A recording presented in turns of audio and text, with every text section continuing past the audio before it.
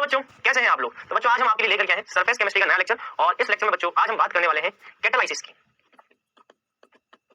उत्प्रेरण के बारे में बात करने वाले हैं। तो हमने एडजॉर्प्शन की बात कर ली, अधिशोषण पढ़ लिया है, अब हम उत्प्रेरण के बारे में बात करेंगे। चलिए क्या होता है उत्प्रेरण पढ़ेंगे। ये देखिए उत्प्रेरण क्या है। आप जानते हैं उत्प्रेरक का मतलब क्या होता है?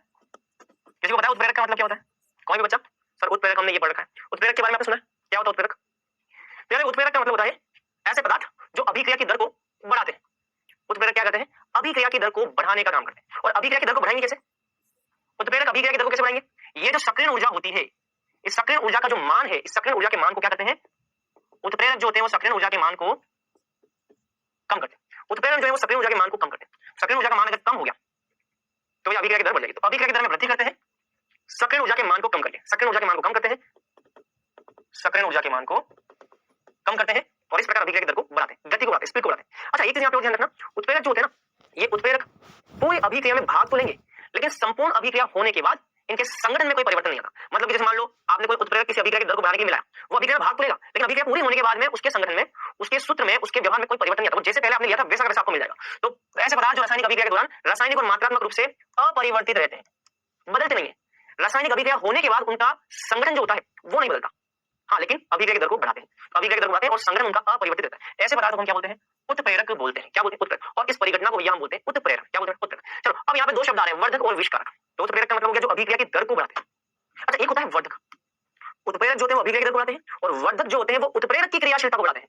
तो उत्प्रेरक की सक्रियता को बढ़ाने वाले कौन है? वर्धक। समझ में? और विष जो होते हैं उत्प्रेरक की अभिक्रियाशीलता को, सक्रियता को कम करते हैं। तो देखो तीन शब्द हो गए, एक तो उत्प्रेरक, उत्प्रेरक का मतलब अभिक्रिया की स्पीड को बढ़ाते हैं।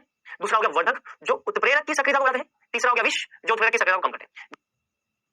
जैसे कि अमोनिया के निर्माण हेबर प्रोसेस के अंदर उपस्थित आयरन जो होता है ये आयरन है उत्प्रेरक। तो हेबर प्रोसेस में आयरन किसका काम करता है? आयरन उत्प्रेरक का काम करता है। और इस उत्प्रेरक की क्रियाशीलता को बढ़ाने के लिए मोलिब्डेनम किसका काम करेगा? वर्धक का काम करेगा। तो ये है भैया हेबर प्रोसेस जिसके द्वारा होता है अमोनिया का निर्माण। चल अगला, उत्प्रेरण के दो प्रकार हैं, एक समांगी उत्प्रेरण है, एक विषमांगी उत्प्रेरण है। समांगी उत्प्रेरण वो है जिसमें अभिक्रियक और उत्प्रेरक समान प्रावस्था में होते हैं।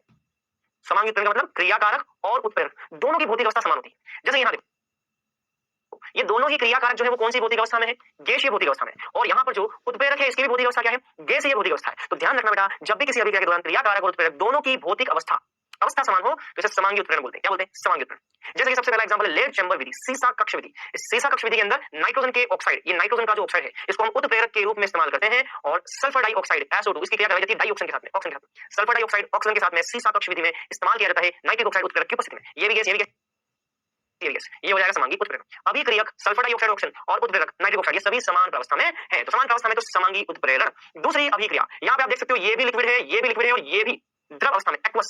ये भी द्रव अवस्था एक्वस, ये भी द्रव अवस्था, ये भी द्रव अवस्था। क्रियाकारकों की भौतिक अवस्था भी द्रव है, उत्प्रेरक की भौतिक अवस्था भी द्रव है।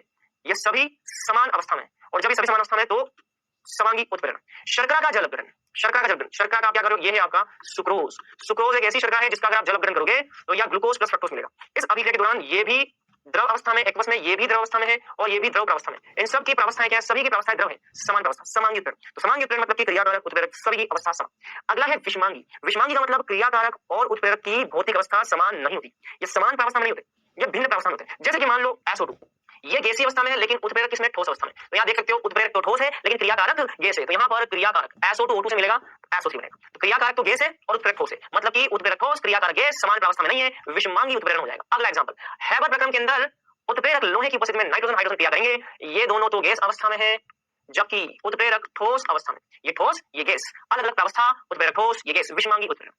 समझ में आई बात? चलो अगला ओस्टवाल्ड विधि। ओस्टवाल्ड विधि जो होती है ये HNO3 का निर्माण, नाइट्रिक अम्ल के निर्माण की विधि। लेकिन इस विधि के अंदर जो पहली स्टेप होती है उस पहली स्टेप में भैया उत्प्रेरक होता है ठोस और क्रियाकारक होता है गैस। क्रियाकारक और उत्प्रेरक की भौतिक अवस्था अलग अलग है, मतलब कि ये हो जाएगा आपका विषमांगी उत्प्रेरण। अगला है भैया हाइड्रोजनीकरण। यहाँ आप देख सकते हो निकल उत्प्रेरक, निकल तो होता है ठोस जबकि हाइड्रोजन है गैस और ये वनस्पति तेल है द्रव। द्रव गैस और ठोस तीनों की भौतिक अवस्था अलग है। क्रियाकारक की भौतिक अवस्था, उत्पाद की भौतिक अवस्था भिन्न भिन्न है। विषमांगी उत्प्रेरण, तो विषमांगी उत्प्रेरण के एग्जांपल हो गए जब भी क्रियाकारक उत्पाद की भौतिक अवस्था अलग हो, विषमांगी उत्प्रेरण। चल अब आते हैं विषमांगी उत्प्रेरण के अधिशोषण सिद्धांत पर। किस पर आएंगे? विषमांगी उत्प्रेरण के अधिशोषण सिद्धांत पर। ठीक है, विषमांगी उत्प्रेरण का अधिशोषण सिद्धांत क्या है? तो मैंने आपको बात बोली जैसे कि मैंने आपसे बोला कि ये एल्कीन है, एल्कीन की क्रिया हमने हाइड्रोजन से की निकल उत्प्रेरक की उपस्थिति में, तो ये बन गया एथिल बन गया। तो एल्कीन की क्रिया हाइड्रोजन के साथ निकल उत्प्रेरक की उपस्थिति में की तो ये बन गया क्रियाकारक जो है उत्प्रेरक की भौतिक अवस्था ठोस है और क्रियाकारक की भौतिक अवस्था ये गैस और ये गैस। क्रियाकारक की भौतिक अवस्था क्या है? गैस। क्रियाकारक की भौतिक अवस्था गैस है और उत्प्रेरक की भौतिक अवस्था ठोस है। उत्प्रेरक और क्रियाकारक जब दोनों की भौतिक अवस्था में भिन्नता हो तो ऐसे उत्प्रेरण को हम क्या बोलते हैं? विषमांगी उत्प्रेरण। इसका कौन सा सिद्धांत है? अधिशोषण सिद्धांत। अधिशोषण हमने पढ़ रखा है। अधिशोषण में क्या होता है? जैसे ठोस की सतह पर गैस के अणु का संचित होना। ये जो अभिक्रिया होती है ना, ये अधिशोषण सिद्धांत के अनुसार होती है। इस अभिक्रिया के दौरान क्या होता है? मान लीजिए ये कोई निकल की सतह है, निकल धातु की सतह। इस निकल धातु की सतह पर सबसे पहले आकर के कौन संचित होगा? हाइड्रोजन। तो पहले स्टेप में हाइड्रोजन जाता है और निकल की सतह के साथ में क्या बनाता है? निकल के साथ में ये बंध बनाता है। तो सबसे पहले स्टेप में हाइड्रोजन जो है वो निकल की सतह पर क्या करता है? अधिशोषण। तो सबसे पहले अधिशोषण करता है। फिर हम ऊपर से यहाँ एथीन को लेकर के आते हैं। ये एथीन आती है ऊपर से, ये एथीन आ गई।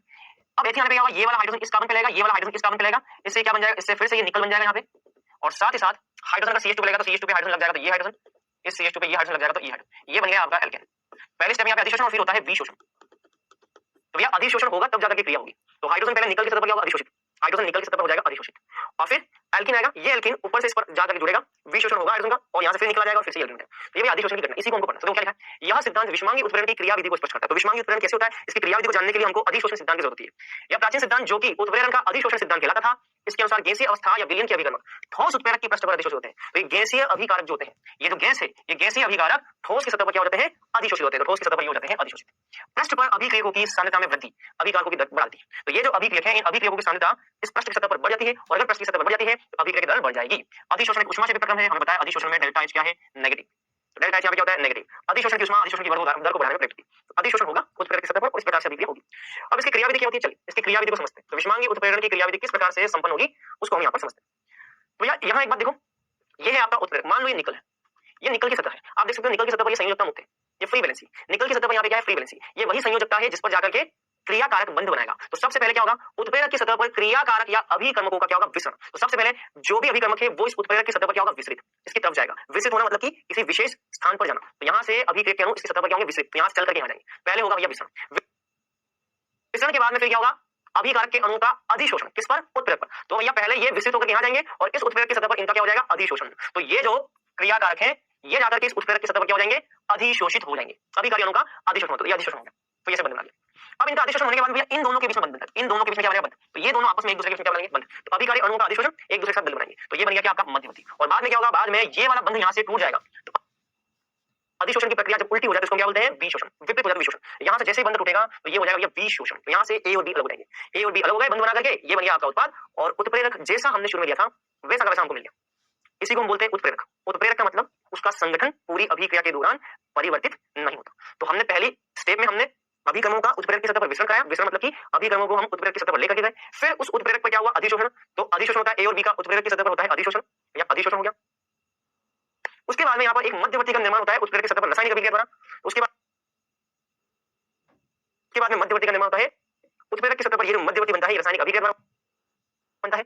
उसके बाद क्या होगा? उत्प्रेरक की सतह से अभिक्रिया उत्पादों का विशोषण, मतलब कि अभिकर्मक के जो यौगिक जो मध्यवर्ती बने थे, ये जो मध्यवर्ती बना था यहाँ से ये बंध टूट जाएगा। इसके बाद हो जाएगा विशोषण। इसके बाद हो जाएगा विशोषण, ठीक है।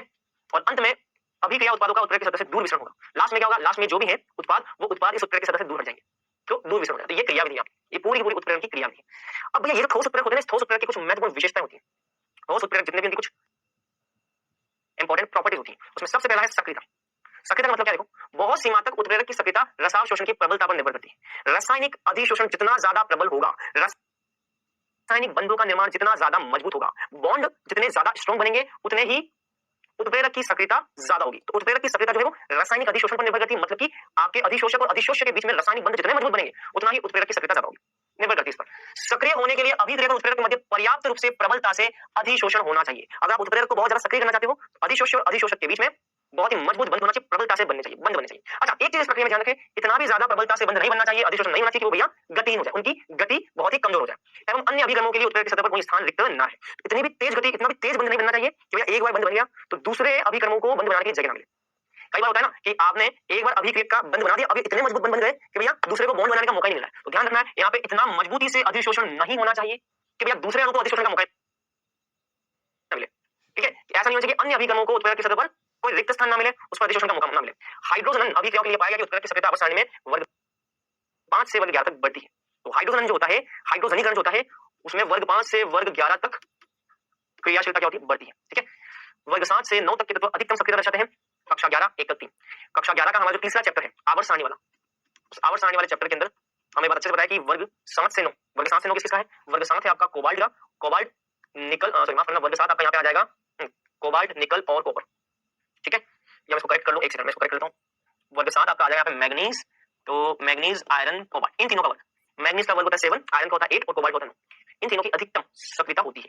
ठीक है, तो ये ध्यान रखना। अच्छा, जैसे कि यहाँ पे देखो हाइड्रोजन और ऑक्सीजन प्लेटिनम की सतह पर इस प्रकार से अधिशोषित होकर के H2 का निर्माण करते हैं। तो ये वही सक्रियता। सक्रियता का मतलब आपके जो क्रियाकारक के अणु है वो किसी अधिशोषक की सतह पर इतने प्रबलता से अधिशोषित होने चाहिए, इतने मजबूत बनाना चाहिए जिससे कि उत्प्रेरक की सक्रियता क्या हो? ज्यादा से ज्यादा हो। तो उत्प्रेरक ज्यादा सक्रिय होगा जब वो क्रियाकारक के अणु से ज्यादा बंध बनाएगा, लेकिन इस दौरान ध्यान रखना इतना भी मजबूत बनना बने कि दूसरे अणु को अधिशोषित होने का मौका ना मिले। ठीक है, तो ये ध्यान रखना। दूसरा है वर्णात्मकता या चयनात्मकता।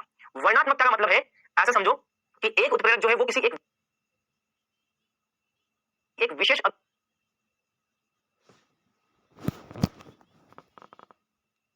अभिक्रिया को ही उत्प्रेरित करेगा। और किनसे दोस्ती करना पसंद है, और कुछ लोग ऐसे होंगे जिसको कुछ इंसानों से ही दोस्ती करना पसंद है, और कुछ लोग ऐसे भी होंगे जिनको किसी से भी दोस्ती करना पसंद नहीं, अकेले रहना पसंद है। होंगे ना ऐसे दो ऐसे लोग। तो इस पृथ्वी पर 3 तरह के लोग हो सकते हैं। एक तो ऐसे हैं जिनको सबसे दोस्ती करना पसंद है, एक ऐसे हैं जिनको कुछ लोगों से, एक या दो लोगों से दोस्ती करना पसंद है, और कुछ ऐसे हैं जिनको किसी से भी दोस्ती करना पसंद नहीं है। इसका मतलब वो व्यक्ति जिसको किसी से भी दोस्ती करना पसंद नहीं है वो बहुत सेलेक्टिव है, वो बहुत चयनात्मक है, वो बहुत सेलेक्टिव इंसान है। वो किसी व्यक्ति से, मान लो कोई ऐसा व्यक्ति, मान लो आप में से कोई ऐसा बच्चा है जिसको किसी एक या दो इंसान से दोस्ती करना पसंद है, वो जिसे चाहेगा उससे दोस्ती करना, सभी से नहीं करना है। इसका मतलब आप क्या हो? आप बहुत चयनात्मक हो। चयनात्मक का मतलब बहुत ही सेलेक्टिव होना, हर किसी से दोस्ती नहीं करना, किसी विशेष व्यक्ति से दोस्ती करना। उत्प्रेरकों के साथ भी ऐसा होता है। उत्प्रेरक किसी विशेष अभिक्रिया से विशेष उत्पाद ही बनाएगा। अगर इन दोनों उत्पाद को बनाना है तो निकल के द्वारा इन दोनों की क्रिया होनी चाहिए। अगर इस मेथेनॉल को बनाना है तो इसी उत्प्रेरक का इस्तेमाल करोगे इन दोनों को क्रिया करने के लिए, और अगर आपको फॉर्मेल्डिहाइड बनाना है तो इसी उत्प्रेरक की सहायता से इन दोनों की क्रिया करोगे। तो ध्यान रखना, अगर आपको CH4 पानी बनाना है तो निकल ही लेना पड़ेगा। मैंने बोला ना कि एक विशेष उत्प्रेरक विशेष अभिक्रिया को ही एक निश्चित दिशा में ले जाएगा। तो कोई विशेष अभिक्रिया अलग अलग रास्तों में जा रही है तो एक विशेष रास्ते में जाने के लिए एक विशेष उत्प्रेरक होगा, कोई दूसरा उत्प्रेरक उस रास्ते पर उसको नहीं ले जा सकता। ऐसा समझो कि एक व्यक्ति है, उस व्यक्ति को इस दिशा में जाना है, इस डायरेक्शन में जाना है, इस डायरेक्शन में जाना है। इस रास्ते में जाने के लिए, इस रास्ते में ले जाने वाला इसको जो व्यक्ति है वो है राम, इसकी तरफ ले जाने वाला व्यक्ति कौन है? मोहन, और इसकी तरफ इसको ले जाने वाला व्यक्ति कौन है? श्याम। तो अगर इस इंसान को इस दिशा में जाना है तो राम ही जानता है कि भैया इस दिशा में कैसे जा सकते हैं। अगर इस बंदे को इस दिशा में जाना है तो केवल मोहन ही जानता है कि भैया सीधी दिशा में कैसे जाते हैं, और इस व्यक्ति को इस दिशा में जाना है तो केवल श्याम ही जानता है इसको कैसे ले जा सकते हैं। मतलब कि किस दिशा में इस व्यक्ति को जाना है वो इस वाले व्यक्ति पर निर्भर करेगा। अलग अलग व्यक्ति अलग अलग दिशा में जाएंगे। तो अगर इन दोनों की क्रिया के द्वारा आपको मैथेन प्लस वाटर बनाना है तो निकल ही ये काम कर सकता है। वर्णात्मक, चयनात्मक, एक विशेष उत्प्रेरक विशेष दिशा में ही अभिक्रिया मिल जाएगा। कॉपर और जिंक ऑक्साइड जो है वो इन दोनों को क्रिया करवा करके मेथेनॉल का ही निर्माण करेगा। और अगर आपको फॉर्मेल्डिहाइड के बारे में उत्पाद बनाना, अगर आपको फॉर्मेल्डिहाइड बनाना है इन दोनों से, तो ये काम केवल कॉपर ही कर सकता है। तो कौन सा उत्पाद बनेगा इन तीनों के अंदर क्रिया द्वारा, वो उत्प्रेरक पर निर्भर करता है। किस पर निर्भर करता है? उत्प्रेरक। चलो, अब इसी प्रकार का एक वर्णात्मक या चयनात्मक उत्प्रेरक है जियोलाइट। जियोलाइट क्या होता है? वह उत्प्रेरक की अभिक्रिया जिसमें उत्प्रेरक की रंध्र की समान संरचना होती है। जैसे कि आपने मधुमक्खी का छत्ता देखा होगा, मधुमक्खी के छत्ते में बहुत छोटे छोटे छिद्र होते हैं। बस उसी प्रकार की संरचना होती है जियोलाइट की। इसकी होती है जियोलाइट की। तो जियोलाइट की संरचना होती है वो बहुत ही छोटे छोटे रंध्रनुमा संरचना होती है, मधुमक्खी के छत्ते के समान। तो रंध्र युक्त संरचना होती है मधुमक्खी के छत्ते के समान, किसकी? जियोलाइट। अभिक्रियक और उत्पाद अणुओं के साइज पर निर्भर करती है। तो अगर छोटे छोटे छिद्र है तो छोटे छोटे छिद्रों के अंदर उत्प्रेरक अभिगमक भी कौन सा घुसेगा, कौन सा क्रिया करेगा, जिसकी साइज उस रंध्र से मिलती होगी। मान लो रंध्र का आकार इतना है तो इस रंध्र के अंदर कौन सा क्रियाकारक अंदर जा पाएगा, जिस क्रियाकारक का साइज भी इससे मैच करता होगा। तो ध्यान रखना, अभिक्रियक या उत्पाद अणुओं की जो आकार है उस पर निर्भर करता है जियोलाइट का क्रियाविधि। इसको हम बोलते हैं वर्णात्मक उत्प्रेरण। वर्णात्मक उत्प्रेरण का मतलब ऐसा उत्प्रेरण जिसके अंदर उत्प्रेरक की रंध्रनुमा आकृति के साथ में विशेष क्रियाकारक विशेष उत्पाद ही क्रिया भाग लेते हैं, उसको बोलते हैं वर्णात्मक उत्प्रेरण। तो वर्णात्मक उत्प्रेरण का मतलब है ऐसे उत्प्रेरण जिनमें विशेष प्रकार के उत्प्रेरक के द्वारा उनकी रंध्रयुक्त संरचना में विशेष प्रकार के अभिक्रिया की क्रिया में भाग ले। जैसे कि मान लो ये रंध्र, इस रंध्र के आकार की साइज वाला अभिगमक जो है ना वही इसके साथ क्रिया करेगा। तो वर्णात्मक उत्प्रेरक का मतलब विशेष प्रकार के उत्प्रेरक, रंध्रयुक्त उत्प्रेरक जिसके साथ में विशिष्ट प्रकार के आकार के जो क्रियाकारक होंगे वही क्रिया करेंगे, उनको बोलते हैं वर्णात्मक उत्प्रेरण। ये मधुमक्खी के छत्ते के संरचना के आकार का जियोलाइट होता है। यह सिलिकेट के त्रिविमीय नेटवर्क वाले सूक्ष्म संबंधी एल्यूमिनोसिलिकेट होते हैं। तो इनको क्या होता है? एल्यूमिनोसिलिकेट। तो ध्यान रखना, जियोलाइट का नाम होता है एल्यूमिनोसिलिकेट। एल्यूमिनोसिलिकेट इनका फॉर्मूला ये होता है बेटा, Na2O Al2O3.Si2O4.XH2। इनको बोलते हैं सोडियम एल्यूमिनोसिलिकेट। तो ये एल्यूमिनोसिलिकेट होते हैं बेटा। इनमें कुछ सिलिकॉन परमाणु जो होंगे वो एल्यूमिनियम के परमाणु द्वारा प्रतिस्थापित होकर के LOSI का ढांचा बनाते हैं।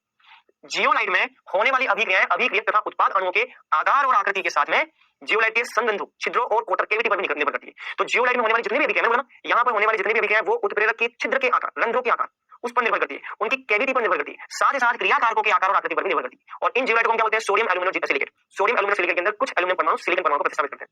जियोलाइट प्रकृति में पाए जाते हैं तथा उत्प्रेरक वर्णात्मकता के लिए संश्लेषित भी किए गए। तो ये ध्यान रखना।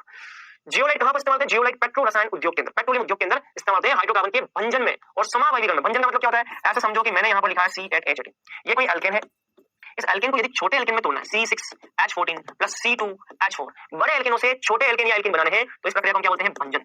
तो पेट्रोलियम इंडस्ट्री में क्या होता है? बड़ी बड़ी श्रृंखला के हाइड्रोकार्बन होते हैं। इन बड़ी बड़ी श्रृंखला के हाइड्रोकार्बन से हम छोटे छोटे हाइड्रोकार्बन का निर्माण करते हैं। इस प्रक्रिया को हम बोलते हैं भंजन। इस भंजन वाली क्रिया को पूरा करने में जिस उत्प्रेरक की भूमिका होती है उसको बोलते हैं जियोलाइट। तो ये जियोलाइट होता है उस भंजन की प्रक्रिया को पूरा करता है। पेट्रो रसायन उद्योग में भंजन को कहता है समावैधीकरण। तो मान लो आपको कोई दे रखा है जैसे कि हेक्सेन दे रखा है, ये हेक्सेन,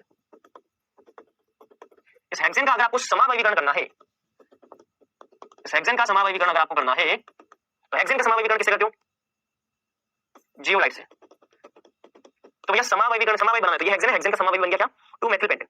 इससे वो समावैधी का निर्माण करना तो जियोलाइट का इस्तेमाल, भंजन करना तो जियोलाइट का इस्तेमाल। मतलब कि पेट्रो रसायन इंडस्ट्री में भंजन और समावैधीकरण में इस जियोलाइट का इस्तेमाल होता है। जेरेजन-5 जो है वो सबसे बेस्ट प्रकार का जियोलाइट है जो कि पेट्रोलियम उद्योग में प्रयुक्त होता है। पेट्रोलियम उद्योग में प्रयुक्त होने वाला जियोलाइट उत्प्रेरक कौन सा है? नाम याद रखना, जेरेजन-5। यह अल्कोहल का निर्जलीकरण करता है। अल्कोहल को अगर निर्जलीकरण करना है, वाटर निकालना है तो हाइड्रोकार्बन का मिश्रण बनता है, सीधे ही गैसोलीन में परिवर्तित करता है। ये भैया पेट्रो रसायन इंडस्ट्री के अंदर जियोलाइट का बहुत ही बड़ा उपयोग है। तो भैया जियोलाइट क्या होते हैं? जियोलाइट वर्णनात्मक उत्प्रेरक होते हैं। वर्णनात्मक उत्प्रेरक का मतलब होता है भैया उत्प्रेरक के रंध्रों के आकार के अनुसार विशिष्ट प्रकार के अभिकर्मक ही उन रंध्रों के आकार और आकृति से मैच करके क्रिया को संपन्न करेंगे। वर्णनात्मक उत्प्रेरक मतलब कि विशिष्ट प्रकार के अभिकर्मों को रंध्रयुक्त संरचना वाले उत्प्रेरक ही संपादित करते हैं। वर्णनात्मक उत्प्रेरक का एग्जांपल भैया। और इसमें सबसे बेस्ट है जियोलाइट। जियोलाइट क्या? ये भी रंध्रयुक्त संरचना वाला उत्प्रेरक है, मधुमक्खी के छत्ते के समान संरचना इसकी, और साथ ही साथ भैया इसके कोटर का आकार, रंध्रों का आकार जो है अभिक्रियक के रंध्र और कोटर के रंध्र और आकार कौन के रंध्रों और अभिक्रियक के आकार आकृति से मैच करना चाहिए, तब जाकर क्रिया होगी। ये इसका यूज है। अच्छा, एंजाइम उत्प्रेरण। अब आते हैं एंजाइम उत्प्रेरण पे। या देखो अभी तक हमने जितनी बातें की वो उत्प्रेरक के बारे में की। हमारे शरीर में भी उत्प्रेरण की कई घटनाएं होती हैं। जैसे मान लो मेरे शरीर के अंदर मैंने खाना खाया, मान लो किसी ने चिकन खाया, मटन खाया, पेट के अंदर चला गया प्रोटीन, या मान लो किसी ने दूध पिया, दूध अगर शरीर में जाए दूध भी प्रोटीन। अब प्रोटीन को छोटे छोटे टुकड़ों में तोड़ना पड़ेगा। प्रोटीन को छोटे छोटे टुकड़ों में आसानी से तोड़ने वाला जो उत्प्रेरक होगा उसको क्या बोलेंगे? एंजाइम। तो हमारे शरीर की जितनी भी जैव रासायनिक प्रक्रिया है, पाचन है, श्वसन है, उत्सर्जन है, इन सब के अंदर जैव रासायनिक अभिक्रियाओं को संपन्न करने वाला उत्प्रेरक क्या कहलाता है? एंजाइम। तो एंजाइम एक ऐसा उत्प्रेरक है जो कि हमारे शरीर की जितनी भी जैव रासायनिक अभिक्रिया उनको संपन्न करता है। एंजाइम जटिल नाइट्रोजन युक्त कार्बनिक पदार्थ है जो कि जीव जंतु, पौधों और जंतु के अंदर संपन्न होने वाली जितनी भी जैव रासायनिक अभिक्रिया उनको पूरा करता है। वास्तविक रूप से उच्च अणु द्रव्यमान वाले प्रोटीन अणु हैं। तो उच्च आणविक द्रव्यमान वाले प्रोटीन अणु कौन है? एंजाइम्स। एंजाइम जो उच्च आणविक द्रव्यमान वाले प्रोटीन अणु हैं जो कि जल में कोलोइड विलयन बनाते हैं। ये बहुत ही प्रभावी उत्प्रेरक है जो विशेष रूप से प्राकृतिक प्रक्रियाओं से संबंधित अभिक्रिया उत्प्रेरित करते हैं। जीव जंतु पौधों में जीवन के प्रक्रम के लिए अनुकूल होते हैं। अनेक शारीरिक अभिक्रियाएं एंजाइम द्वारा उत्प्रेरित होती हैं। अतः एंजाइम जैव रासायनिक उत्प्रेरक शब्द का इस्तेमाल करते हैं एंजाइम के लिए। तो एंजाइम भी उत्प्रेरक है, लेकिन कैसे? जैव रासायनिक उत्प्रेरक है। एंजाइम को क्या बोलते हैं? जैव रासायनिक उत्प्रेरक। क्यों? क्योंकि ये हमारे शरीर के अंदर जितनी भी जैव रासायनिक अभिक्रियाएं हैं उनको संपन्न करते हैं। तो इस उत्प्रेरण की परिघटना को जैव रासायनिक उत्प्रेरण कहते हैं। तो एंजाइम एक ऐसे उत्प्रेरक है जो कि हमारे शरीर के अंदर जितने भी पाचन, श्वसन इन अभिक्रियाओं को संपन्न करते हैं। कई एंजाइम जीवित कोशिकाओं में परिशुद्ध क्रिस्टलीय अवस्था में प्राप्त किए गए, परंतु प्रयोगशाला में पहला एंजाइम 1969 में संश्लेषित किया गया। एंजाइम उत्प्रेरक अभिक्रियाओं के कुछ उदाहरण ये हैं। जैसे कि मान लो सुक्रोज का प्रतिलोमन। इसका सुक्रोज का प्रतिलोमन। सुक्रोज का प्रतिलोमन करने वाला एंजाइम कौन सा है? इन्वर्टेज। इन्वर्टेज एंजाइम ऐसा है जो कि सुक्रोज को क्या करेगा? प्रतिलोमन करेगा, उसको ग्लूकोज और फ्रक्टोज में तोड़ेगा। प्रतिलोमन का मतलब है कि भैया इसका ध्रुवण गुणक जो होगा उसका विपरीत ध्रुवण गुणक जो होगा वो उत्पाद होगा, इसको बोलते हैं प्रतिलोमन। इस प्रतिलोमन की अभिक्रिया कौन करता है? इन्वर्टेज। ग्लूकोज का एथिल अल्कोहल में बदलना। तो ग्लूकोज को एथिल अल्कोहल में बदलना है तो यहाँ पे कौन आएगा? जाइमेज। तो ध्यान रखना। इसी प्रकार से ये जो स्टार्च है, स्टार्च को तोड़ करके अगर आपको माल्टोज बनाना है तो यहाँ पे कौन आएगा? डायस्टेज। माल्टोज को तोड़ करके अगर आपको ग्लूकोज बनाना है तो माल्टेज। यूरिया को तोड़ करके अगर आपको अमोनिया बनाना है तो यूरियस। ये सारी अभिक्रियाएं हैं जो एंजाइम उत्प्रेरित है। ठीक है, तो ये आपको ध्यान रखना है। अमाशय में पेप्सिन क्या करता है? अमाशय में पेप्सिन एंजाइम प्रोटीन को पेप्टाइड में तोड़ने का काम करता है। तो अमाशय के अंदर पेप्सिन है जो प्रोटीन को पेप्टाइड में तोड़ेगा, और अग्नाशय के अंदर ट्रिप्सिन है जो प्रोटीन को जलकरण द्वारा एमिनो एसिड में बदलेगा। तो ये दो है। अमाशय के अंदर पेप्सिन प्रोटीन को पेप्टाइड में बदलेगा, और अग्नाशय के अंदर ट्रिप्सिन है जो प्रोटीन को किसमें बदलेगा? एमिनो एसिड में बदलेगा। तो अगर मैं बोलूं अमाशय में कौन सा है तो पेप्सिन, और अग्नाशय में कौन सा? ट्रिप्सिन। दूध का दही में परिवर्तन करने के लिए कौन है भैया? Lactobacillus enzyme. कौन है? Lactobacillus enzyme. ये आपको ध्यान रखना। ये आपकी टेबल है। इन्वर्टेज एंजाइम सुक्रोज को ग्लूकोज में बदलता है। जाइमेज एंजाइम ग्लूकोज को एथिल अल्कोहल में बदलता है। डायस्टेज एंजाइम स्टार्च को माल्टोज में बदलता है। माल्टेज माल्टोज को ग्लूकोज में, यूरियस यूरिया का अमोनिया में, पेप्सिन प्रोटीन का एमिनो एसिड। इन्वर्टेज कहां पाया जाता है? यीस्ट में। जाइमेज यीस्ट में, डायस्टेज माल्ट में, माल्टेज यीस्ट में, यूरियज सोयाबीन में, पेप्सिन अमाशय में, और ट्रिप्सिन भी पाया जाता है अग्नाशय में। ये यहाँ पर टेबल है भैया पूरी, आपको ध्यान रखें। अब आते हैं हम एंजाइम उत्प्रेरण के अभिलक्षण। जो एंजाइम उत्प्रेरण है उसके क्या क्या लक्षण होते हैं? उसमें सबसे पहला भैया सर्वोत्तम दक्षता। सर्वोत्तम दक्षता मतलब कि बेस्ट एफिशिएंसी। चलो क्या होता है ये मैं आपको समझाता हूँ। सर्वोत्तम दक्षता का मतलब ये भैया कि एंजाइम में ऐसी क्षमता होती है कि अगर आप एंजाइम की थोड़ी सी मात्रा लोगे ना, मिलीग्राम वाली मात्रा लोगे या माइक्रोग्राम वाली मात्रा लोगे, थोड़ी सी मात्रा अगर आप एंजाइम की लोगे तो उससे हजारों, लाखों, करोड़ों क्रियाकारक के अणु जो है वो उत्पादन बदल सकते हैं। तो एंजाइम के अंदर इतनी क्षमता होती है कि उसकी थोड़ी सी मात्रा भी भैया बहुत सारे क्रियाकारक के अणु को उत्पादन बदलती है। बेस्ट एफिशिएंसी होती है। इसका एक अणु जो होगा वो बहुत सारे क्रियाकारक के अणु को प्रति मिनट में उत्पादन बदलेगा। तो बेस्ट एफिशिएंसी। दूसरा है उच्च विशिष्ट प्रकृति। उच्च विशिष्ट प्रकृति का मतलब मैंने आपको बताया कि भैया इन्वर्टेज है तो इन्वर्टेज जो सुक्रोज को ग्लूकोज और इसमें बदलेगा। तो सुक्रोज को ग्लूकोज और फ्रक्टोज में बदलना तो केवल इन्वर्टेज है, कोई और व्यक्ति काम नहीं कर सकता। मतलब कि सुक्रोज को ग्लूकोज और फ्रक्टोज बदलने के लिए एक विशिष्ट एंजाइम ही काम में आएगा जिसको आप इन्वर्टेज बोलते हो। ग्लूकोज को एथिल अल्कोहल में बदलना है तो ग्लूकोज को एथिल अल्कोहल में बदलने के लिए एक विशिष्ट एंजाइम जाइमेज ही काम में आएगा, कोई दूसरा एंजाइम ये काम नहीं करेगा। स्टार्च को माल्टोज में बदलना है तो केवल और केवल डायस्टेज एंजाइम ही काम में आएगा, कोई दूसरा एंजाइम काम नहीं करेगा। जिस भी अभिक्रिया को जिस उत्पाद में बदलना है तो एक विशेष अभिक्रिया को विशेष उत्पाद में एक विशेष एंजाइम ही बदलेगा। कभी भी ऐसा नहीं हो सकता कि पेप्सिन जाकर के सुक्रोज को ग्लूकोज फ्रक्टोज में बदल दे, सुक्रोज को ग्लूकोज और फ्रक्टोज में बदलने के लिए कभी भी पेप्सिन का इस्तेमाल नहीं हो सकता, या यूरियाज ये काम नहीं कर सकता, कभी भी ऐसा नहीं। ये बहुत विशिष्ट होता है, एक विशिष्ट क्रिया को विशिष्ट एंजाइम ही संपन्न करता है। दूसरा है इष्टतम ताप। इष्टतम ताप का मतलब है बेटा ऑप्टिमम टेम्परेचर, मतलब कि एंजाइम के काम करने का एक बेस्ट टेम्परेचर होता है, उस पर एंजाइम सबसे अच्छी अभिक्रिया प्रदर्शित करता है। जैसे कि हमारी बॉडी का टेम्परेचर क्या है, नॉर्मल 25 डिग्री, 25 से 27 डिग्री सेल्सियस। तो 25 से 27 डिग्री सेल्सियस जो है, 30 डिग्री सेल्सियस जो है, 37 डिग्री सेल्सियस, ये 30, 35, 25 ये जो टेम्परेचर है, ये हमारी बॉडी का यूजुअल टेम्परेचर है। ये वो टेम्परेचर है जब एंजाइम हमारी बॉडी में बेस्ट रिएक्शन करते हैं। अगर हमारी बॉडी का टेम्परेचर बढ़ जाए, हमें बुखार आ जाए, तो एंजाइम जो है उनकी कंडीशन खराब हो जाएगी, वो काम करना बंद कर देंगे, उनका विकृतीकरण हो जाएगा, वो खराब हो जाएंगे, उनको प्रॉपर कंडीशन नहीं मिल पाएगी। तो इष्टतम ताप का मतलब है ऐसा ताप जब एंजाइम बेस्ट रिएक्शन शो करते हैं, इष्टतम ताप, जिस पर एंजाइम सबसे अच्छी अभिक्रिया प्रदर्शित करते हैं, उसी को हम बोलते हैं इष्टतम टेम्परेचर। बात समझ में? तो इष्टतम ताप वही ताप है जिस पर एंजाइम बेस्ट रिएक्शन देते हैं। इस प्रकार से होता है इष्टतम पीएच। अच्छा, इष्टतम टेम्परेचर होता क्या है? इष्टतम टेम्परेचर कौन सा है? 25 डिग्री से 35 डिग्री का। 25 डिग्री सेल्सियस से 35 डिग्री मतलब 25 डिग्री सेल्सियस मतलब कि 298 केल्विन से 308 केल्विन ना, 310 केल्विन बेस्ट टेम्परेचर। अच्छा, बेस्ट पीएच कौन सा है? बेस्ट पीएच का मतलब है वो पीएच जिस पर एंजाइम सबसे बढ़िया तरीके से अभिक्रिया प्रदर्शित करते हैं, और ये पीएच यहां पर कितनी होती है? 5 से 7। ये सबसे बेस्ट पीएच है। सक्रिय और सह एंजाइम की उपस्थिति। सक्रिय का मतलब क्या होता है? देखो, एंजाइम की सक्रियता को कुछ पदार्थों की उपस्थिति में बढ़ाया जा सकता है। तो एंजाइम की अगर सक्रियता को बढ़ाना है, तो एंजाइम की सक्रियता को बढ़ाने वाले पदार्थ कौन से? सह एंजाइम। ये एंजाइम की सक्रियता को बढ़ाते हैं। यह देखा गया है कि जब थोड़ा सा अप्रोटीन मतलब कि विटामिन एंजाइम के साथ उपस्थित होता है, तो एंजाइम की उत्प्रेरक की अभिक्रिया महत्वपूर्ण रूप से बढ़ जाती है। सक्रिय साधारणतया धात्विक आयन जैसे कि sodium, manganese ion, cobalt ion, कोपायन आदि होते हैं। धात्विक आयन एंजाइम अणु से दुर्बल रूप से संबंधित हो जाते हैं, उत्प्रेरक सक्रियता को बढ़ाते हैं। एमिलेज सोडियम क्लोराइड की उपस्थिति में सोडियम आयनों की उपस्थिति में उत्प्रेरक रूप से बहुत सक्रिय हो जाता है। सक्रिय का मतलब है बहुत सीधा है। अब सक्रिय जो है वो विटामिन भी हो सकते हैं, वो धातु आयन भी हो सकते हैं, कुछ हो सकते हैं। जैसे यहाँ पे देखा ना कि भैया सोडियम क्लोराइड जो है, एमिलेज एंजाइम जो है वो सोडियम क्लोराइड की उपस्थिति में मतलब सोडियम आयनों की उपस्थिति में बहुत सक्रियता से क्रिया करता है। तो अगर एमाइलेज एंजाइम को अगर क्रिया करनी तो उसको सक्रिय करने वाला कौन सा आयन है? Na+। तो ये को एंजाइम होते हैं, ये या तो विटामिन हो सकते हैं या फिर आयन हो सकते हैं, जो एंजाइम की सक्रियता को बढ़ाने का काम करते हैं। संदमक और विष, ये मैं आपको बता चुका हूं। सामान्यतः उत्प्रेरकों के समान एंजाइम भी कुछ पदार्थों की उपस्थिति में संदमित हो जाते हैं। कुछ ऐसे पदार्थ हैं जो कि एंजाइम की सक्रियता को कम करते हैं, उनको क्रिया करने से रोकते हैं, संदमक या विष कहलाते हैं। एंजाइम की सतह पर सक्रिय क्रियात्मक समूह की अन्योन्य क्रिया करके एंजाइम उत्प्रेरक सक्रियता को कम करते हैं, पूरी तरह से समाप्त करते हैं। शरीर में कई प्रकार की औषधियों का प्रयोग एंजाइम को संदमित करने में होता है। शरीर में कई औषधियों की क्रिया एंजाइम संदूक से संबंधित है।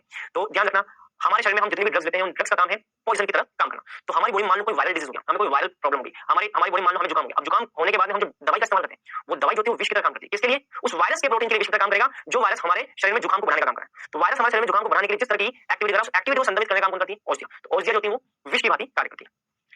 ठीक है, तो ये यहाँ पर सारी चर्चा है। अच्छा, अब एंजाइम उत्प्रेरण की क्रियाविधि, एंजाइम जो है इनके उत्प्रेरण की क्रियाविधि किस प्रकार है, हम उस पर बात करेंगे।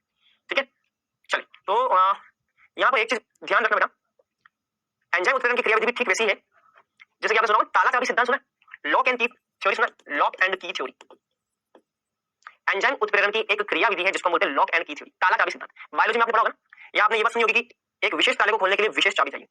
जिस प्रकार से एक ताला एक विशेष चाबी से ही खुल सकता है, उसी प्रकार से एक उत्प्रेरक एक विशिष्ट अभिक्रिया को करने के लिए बना होता है। तो एक विशिष्ट अभिक्रिया को संपन्न करने के लिए विशिष्ट प्रकार का उत्प्रेरक है। एक उत्प्रेरक किसी एक अभिक्रमक के साथ में क्रिया करता है, ठीक उसी प्रकार से जिस प्रकार से एक ताले को खोलने के लिए विशिष्ट चाबी होती है, तो उत्प्रेरक के साथ में कुछ विशिष्ट अभिक्रमक की क्रिया करते हैं, लॉक एंड की थ्योरी। तो क्या लिखा है, एंजाइम के कोलोइड कणों की सतह पर बहुत सारे कोटर होते हैं, छिद्र होते हैं। ये कोटर अभिलाक्षणिक आकृति के होते हैं, इनमें सक्रिय अणु NH2COOH होते हैं। वास्तव में ये जो सतह होती है उनमें उपस्थित सक्रिय केंद्र, मतलब कि मान लो मैंने कोई ये ऐसे समझो, मैंने कोई ये उत्प्रेरक ले लिया। अब उत्प्रेरक के अंदर आप देख सकते हो ये जो एरिया है ना, ये एरिया आपका कहलाता है सक्रिय सतह।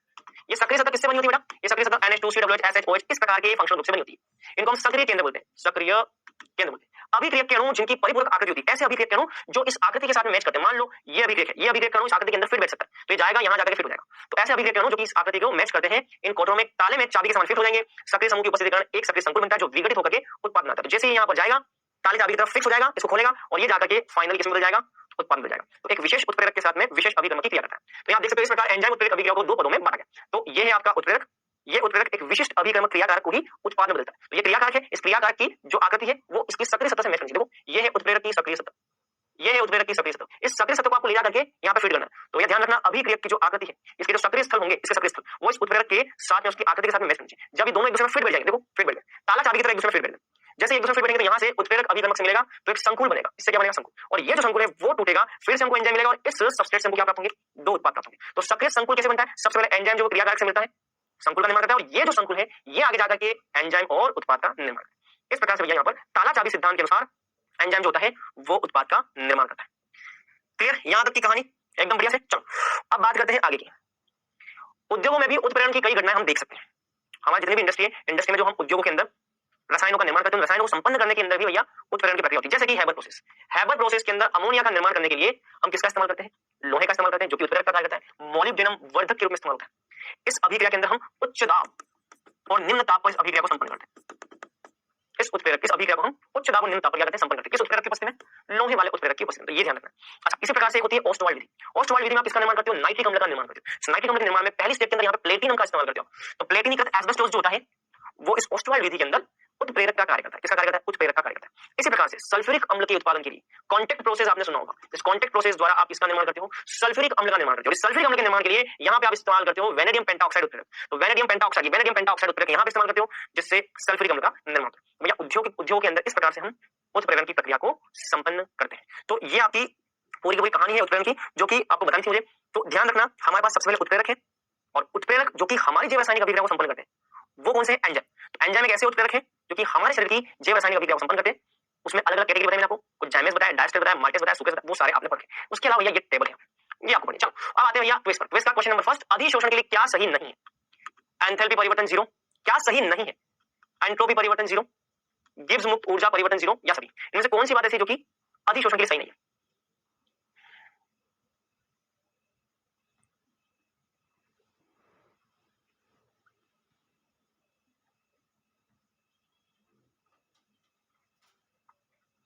चलिए मेरे ख्याल से कर लिया होगा। दूसरे क्वेश्चन पे, प्रारंभ में उच्च ताप होना चाहिए किसके लिए? फिजिक्स ऑप्शन में। प्रारंभ में उच्च ताप किसमें होना चाहिए? फिजिक्स ऑप्शन में, केमिस्ट्री ऑप्शन में, दोनों में, या किसी में भी नहीं?